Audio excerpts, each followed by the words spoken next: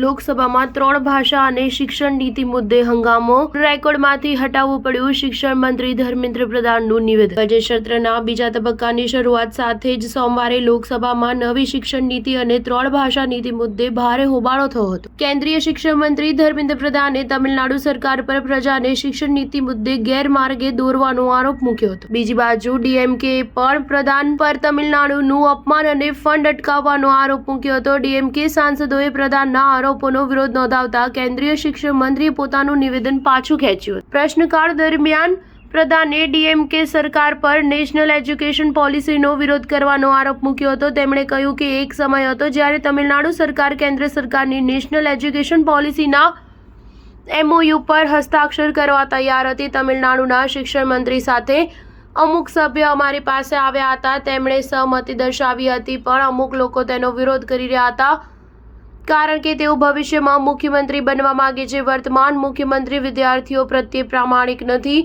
પ્રધાને આગળ કહ્યું કે અમે તમિલનાડુને ફંડ ફાળવણી કરી રહ્યા છીએ, પરંતુ તે પ્રતિબદ્ધ નથી। તે વિદ્યાર્થીઓના ભવિષ્યને બરબાદ કરી રહ્યા છે। તેઓ જાણી જોઈને રાજનીતિ કરી રહ્યા છે। આ દુર્ભાગ્યવશ છે। તે વિદ્યાર્થીઓ સાથે અન્યાય કરી રહ્યા છે, તેમના લોકતાંત્રિક અધિકારો અટકાવી રહ્યા છે। કેન્દ્ર સરકાર તમામ માટે કામ કરી રહી છે। કેન્દ્રીય શિક્ષણ મંત્રીના ડીએમકે પર આ આરોપો મુકાતા ડીએમકે સાંસદોએ સૂત્રોચ્ચાર કર્યો હતો। સાંસદ કનિમોઝીએ જણાવ્યું હતું કે તમારા ભાષણથી મને તકલીફ થઈ છે, તમારા શબ્દ અસભ્ય છે, તેને પરત લો।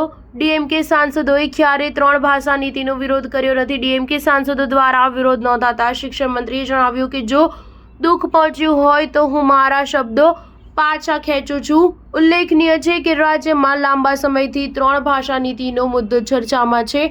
તમિલનાડુના મુખ્યમંત્રી MK સ્ટાલિનની સરકાર 3 ભાષા નીતિ લાગુ કરવાનો ઇનકાર કરી રહી છે। રાજ્ય પર હિન્દી ભાષા થોપવાનો આરોપ મૂકી રહી છે, તેમજ કેન્દ્ર સરકાર ફંડ ન આપી રહી હોવાનો પણ આરોપ મૂક્યો છે। સ્ટાર ન્યૂઝ 7 હંમેશા સચ્ચાઈની સાથે।